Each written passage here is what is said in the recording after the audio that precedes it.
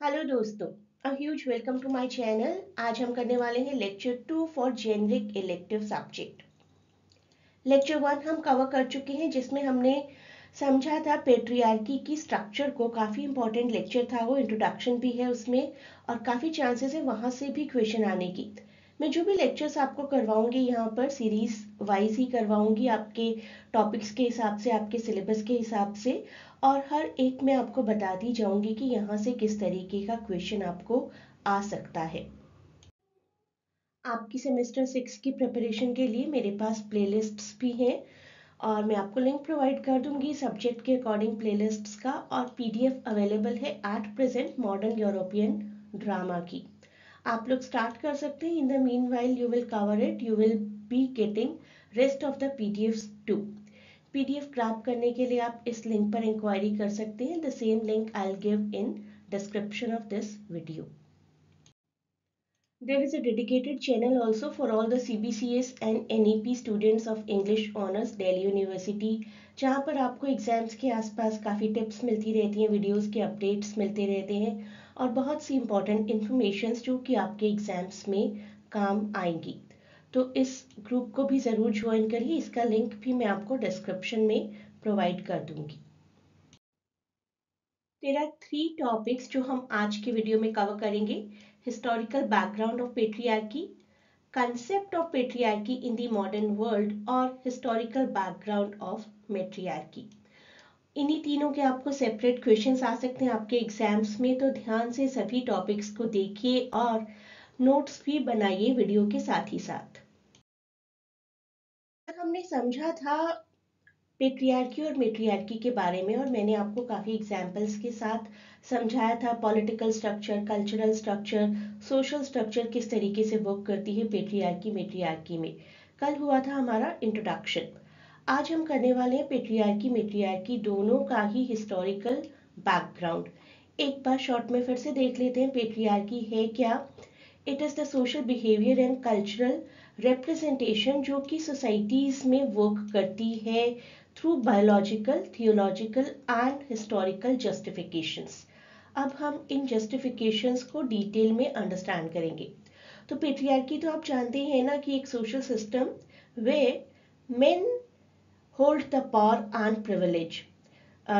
It had root from, you can say, nomadic hunter gatherer societies, जो बहुत ही शुरुआत में हंटर्स हुआ करते होंगे, शिकारी societies, Banjara societies, agricultural communities में जब वो सेटल हुए होंगे, then men gained the control over the resources and labor, and that automatically led to the subjugation, to the subjection of women. अब इन तीनों को थोड़ा अलग अलग जानते हैं। फर्स्ट इज बायोलॉजिकल जस्टिफिकेशन, जिसमें men are believed to be physically stronger and suited for leadership. Then theological justification, जिसमें कि हमारे रिलीजियस टेक्स्ट्स हमें बताते हैं कि men is superior and women is subordinate. और उसके बाद आता है हिस्टोरिकल जस्टिफिकेशन, जिसमें हिस्टोरिकली ऐसे इवेंट्स हमारे पास प्रेजेंट होते हैं जिनमें रीइंफोर्स किया गया है मेल लीडरशिप को। सबको एग्जाम्पल्स के साथ समझते हैं। अब ये तीन जस्टिफिकेशंस मैं आपको समझा रही हूँ: biological, theological and historical. Indian example लेकर चलेंगे, हमें ज़्यादा अच्छे से समझ में आ जाएगा। बायोलॉजिकल का एग्जाम्पल समझते हैं सबसे पहले।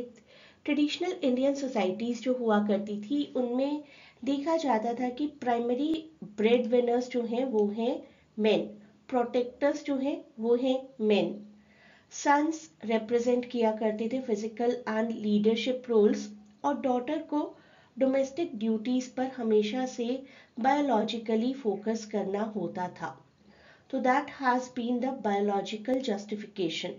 थियोलॉजिकल की अगर बात करें, हिंदुइज्म में बहुत सारे ऐसे टेक्स्ट्स रहे हैं और भी रिलीजन्स में, I will not talk only about one religion, where women's duty is to serve the father, the husband, the sons, the children, और वही मेल के लिए एक डोमिनेंस का रीज़न बन जाता था, क्योंकि बहुत से वेद पुराण स्क्रिप्चर्स में, रिलीजियस टेक्स्ट्स में ऐसा दिखाया जाता रहा है।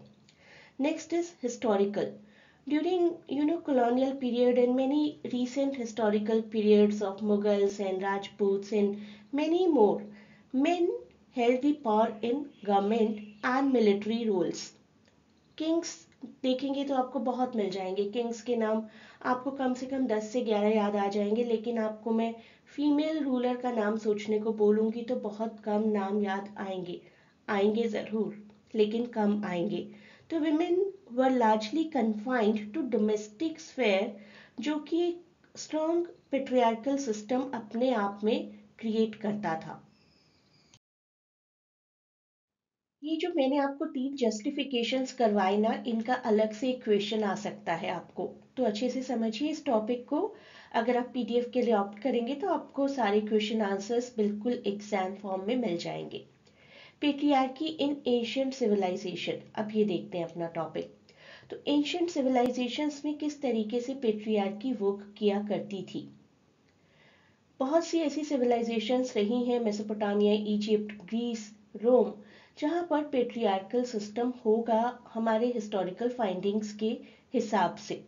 उसका एक कॉन्क्रीट एग्जाम्पल है हैम्मुरैबी कोड. मैं इस कोड की अभी बात करूंगी जो कि 1754 बीसी पुराना है. ये एक ऐसा लीगल कोड है जिसमें स्ट्रिक्टली रिटन फॉर्म में पेट्रियार्कल वैल्यूज को दिखाया गया है कि किस तरीके से लीगली बिजनेस फेयर्स में, लॉ में मेल्स का पूरा पूरा पूरा कंट्रोल है. एंशिएंट रोम में भी ऐसा हुआ करता था कि fathers used to held significant power over families. किसी भी तरीके के decisions were not taken by any other person other than the male head of the family. चलिए जानते हैं क्या है ये Hammurabi code. Hammurabi code directly आपके एग्जाम में आने के चांसेस बहुत कम है, लेकिन आपको ऐसा क्वेश्चन आ सकता है कि हिस्टोरिकली किस तरीके से हमें पेट्रियार्की के बारे में पता चलता है. तब आपको थोड़ा सा सारे हिस्टोरिकल फैक्ट्स के बारे में प्लस हैम्मुराबी कोड के बारे में थोड़ा डिटेल में मेंशन करना पड़ेगा. ये जो कोड है, this was one of the earliest and most complete, ये याद रखिए, रिटन लीगल कोड्स. एक तरीके से जैसे आजकल सेक्शंस होते हैं ना, सेक्शंस के अंडर रूल्स होते हैं, इस तरीके से कोड लिखा गया था. It was written by a king Hammurabi, जो कि 6th किंग थे of the dynasty of Babylon. 282 rules total लिखे गए हैं यहाँ पर, जो कि हर तरीके के लॉ को एस्टैब्लिश करते थे. कमर्शियल लॉ को, किसी तरीके का फाइन या पनिशमेंट इम्पोज करना है तो उन सबको यहाँ पर लिखा गया है. And this is popularly called Hammurabi code.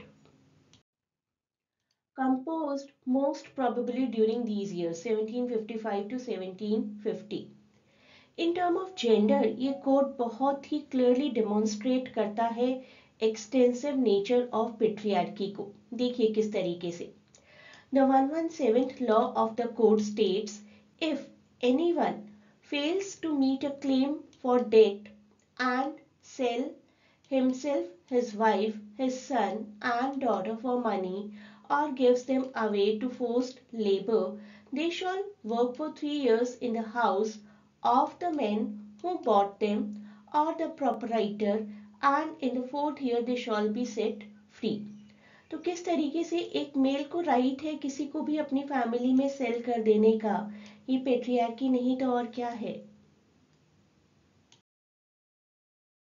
अब हम बात करेंगे कि मॉडर्न वर्ल्ड में पेट्रियार्की किस तरीके से काम करती है.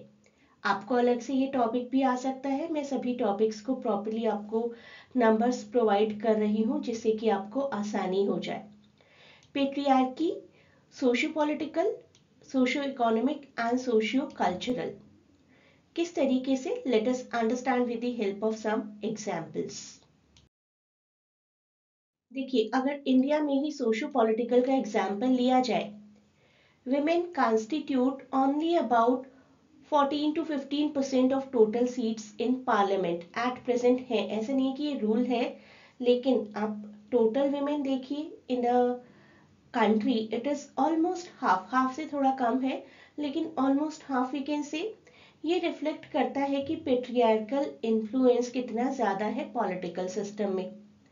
इकोनॉमिक की अगर बात की जाए, अकॉर्डिंग टू मेनी रिपोर्ट्स, अब हम यूएस की बात लेकर चलते हैं। According to many reports, women in United States earn about 82 cents of every dollar earned by men.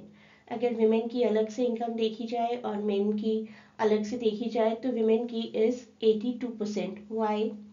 बाकी सभी कंट्रीज में भी लगभग सिमिलर गैप्स है, और यूएस तो मैं एक बहुत ही डेवलप्ड कंट्री की बात कर रही हूँ, और कंट्रीज में थर्ड वर्ल्ड्स में तो और भी कम होगा ये सब। सोशो कल्चरल की बात की जाए तो हमारे हॉलीवुड और बॉलीवुड आते हैं सामने।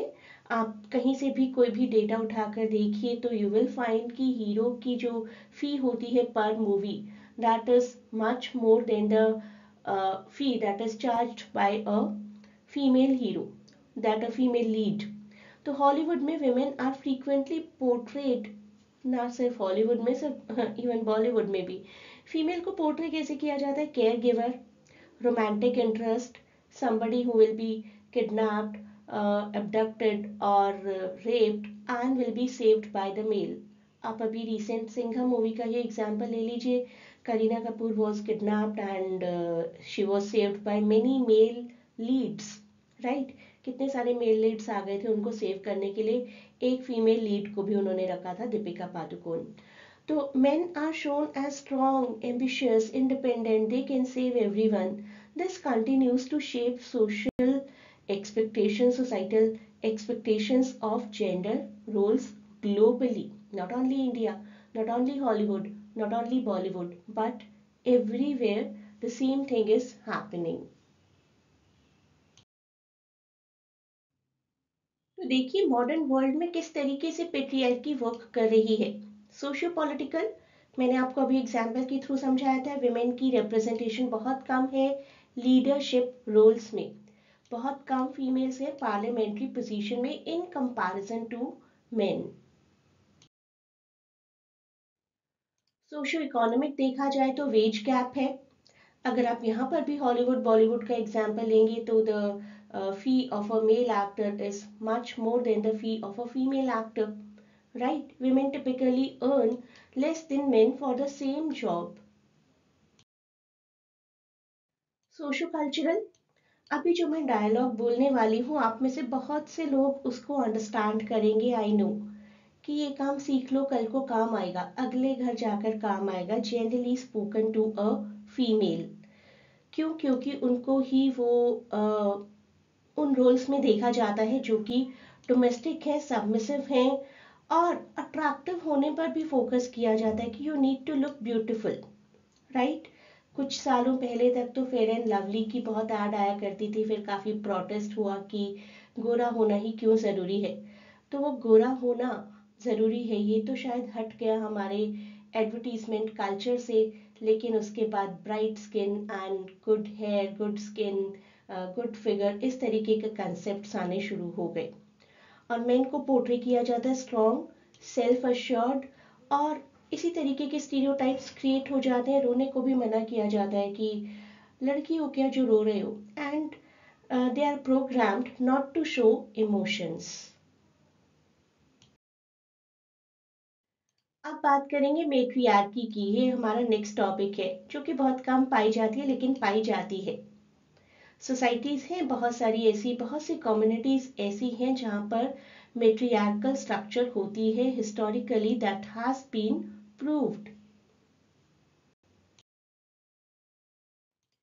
बहुत सी मेट्रियार्कल सोसाइटीज़ हैं, जैसे कि मसो पीपल हैं इन चाइना जिनका मेट्रीलिनियल सिस्टम है, कल भी मैंने इनकी बात की थी। In this community women inherit wealth and they are having the authority. They have the freedom to choose their partners even without the constraint of marriage. As I said, wealth, resources are all held by the matriarch, the mother of the family or the female lead of the family. अपने partners से उनकी expectations बिल्कुल different होती हैं other than the conventional expectations. एक और matriarchal society का example है, that is Minangkabau society which is in Indonesia. इसको कहा जाता है लार्जेस्ट मेट्रीलिनियल सोसाइटी। जहाँ पर बिल्कुल वही होता है जो मसौ सोसाइटी में होता था, property and family name pass through the female lineage, women का की रोल होता है सारे इकोनॉमिक और डोमेस्टिक डिसीजंस में। एज आई टोल्ड, वर्ल्ड की लार्जेस्ट मैट्रिलिनियल सोसाइटी। अब बात करते हैं कन्फेडरेशन के बारे में। इरोकस कॉन्फेडरेशन, जो कि 5 नेशंस का एक कॉम्बिनेशन भी माना जाता है, मोहक, Onida, ओनोंडेगा, केयुगा and Seneca, north America में पाया जाता है। यहाँ पर भी मैट्रियार्कल एलिमेंट्स हैं। women had the power to choose or dismiss the male chiefs, और वही लैंड को, एग्रीकल्चर को और बहुत से डिसीजंस को मैनेज किया करती थी। It was a confederation during 1500s। अब इतनी बातें की है पूरी दुनिया की, थोड़ी सी अपने देश की बात कर लेते हैं। मेघालय में कुछ कम्युनिटीज ऐसी हैं, खासी एंड गारो, जहां मेट्रियार्की प्रैक्टिस की जाती है। प्रॉपर मेट्रीलिनियल डिसेंट है यहाँ पर। So ultimately we can say कि जब हम पेट्रियार्कल और मेट्रियार्कल स्ट्रक्चर्स को अंडरस्टैंड करते हैं तो और ज्यादा जानते हैं जेंडर डायनेमिक्स के बारे में, जेंडर्स के आपस के कैसे रिलेशनशिप है, और जेंडर इक्वलिटी की जो ऑन गोइंग फाइट है उसके बारे में हम फर्दर वीडियोस में पढ़ेंगे। About feminism and many other moments, वो हमें और अच्छे से समझ में आएंगी क्योंकि हम पेट्रियार्की और मेट्रियार्की को अच्छे से समझ चुके हैं। आज के वीडियो लेक्चर में हम इतना ही कवर करेंगे, अपने फर्दर वीडियोस में पढ़ेंगे और ज्यादा पेट्रियार्की और मेट्रियार्की के बारे में। Please do not forget to share and subscribe the channel and provide your valuable feedback in comments.